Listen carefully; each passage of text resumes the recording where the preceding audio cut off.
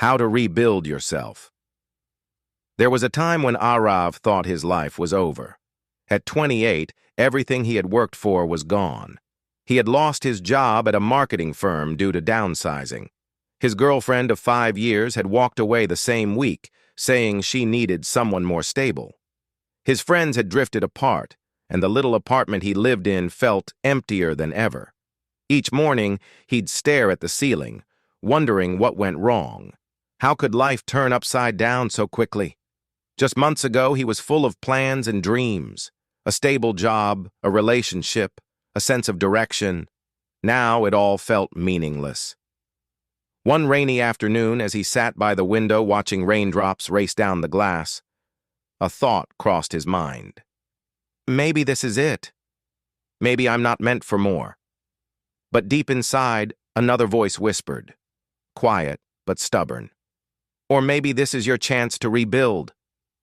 That voice saved him. The fall for weeks, Arav struggled to find motivation. He applied for jobs but faced rejection after rejection. He tried to smile when talking to his parents, pretending everything was fine. But at night, he'd lie awake replaying his mistakes. Every bad decision, every opportunity he'd missed. One day he received a call from his best friend, Ria. She had always been the one person who saw through his silence. "Come with me tomorrow," she said. "Where?" "Somewhere that might remind you who you are." Arav didn't want to go, but something in her tone made him agree. The next morning, they drove out of the city to a quiet mountain village. The air was fresh, the sky wide and endless. Ria led him to a cliff that overlooked a valley painted with sunlight. "Do you see that?" she asked, pointing to a tree growing out of the rocks, small, twisted, but alive. That tree shouldn't be there. No soil, no comfort, no shelter, but it grew anyway. Because it refused to die, Arav stared at the tree for a long time, and for the first time in months he felt something stir inside, not hope, but defiance. He whispered, "If that tree can grow on a rock, maybe I can grow from my ruins." The first step. Back home, Arav decided to start small. He cleaned his apartment, deleted old messages that hurt, and made a promise to himself. Every day, I will do one thing to rebuild. He began reading motivational books, journaling his thoughts, and running each morning to clear his mind. It wasn't easy.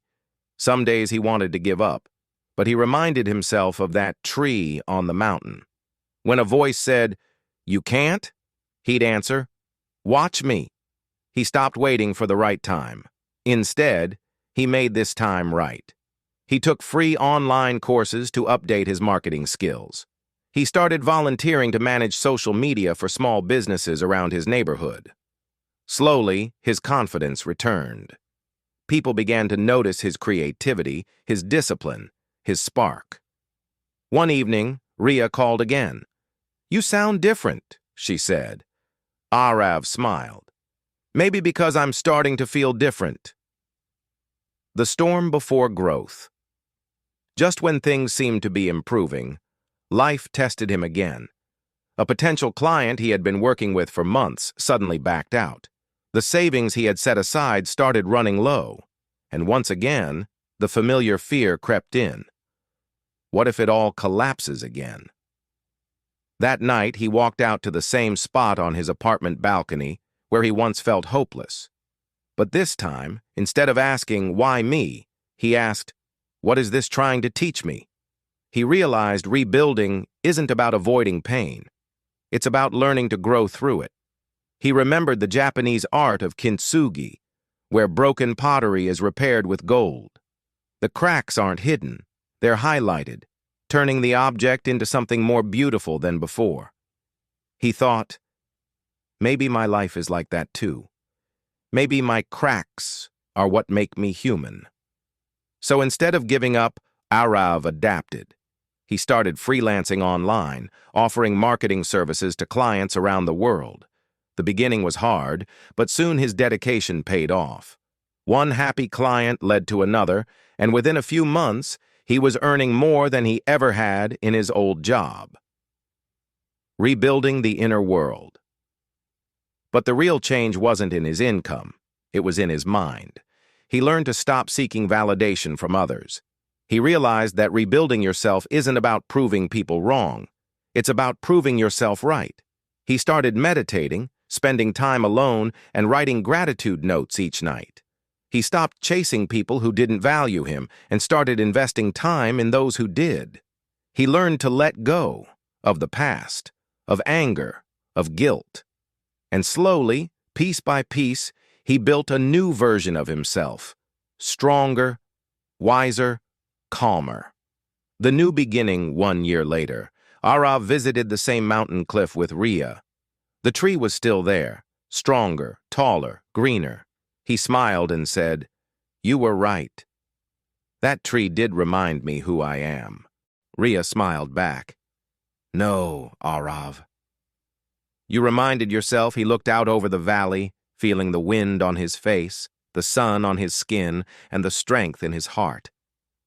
He realized something important. Rebuilding isn't about becoming who you once were. It's about becoming who you were meant to be.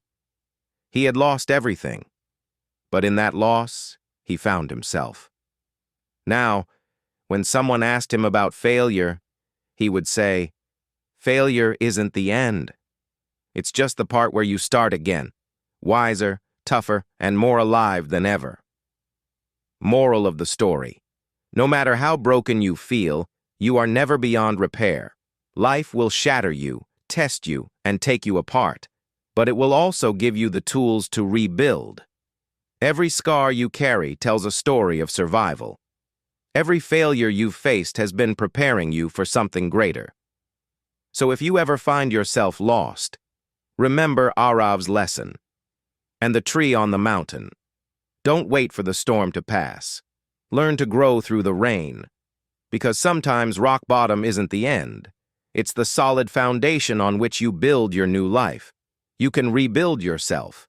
You are not broken. You are becoming.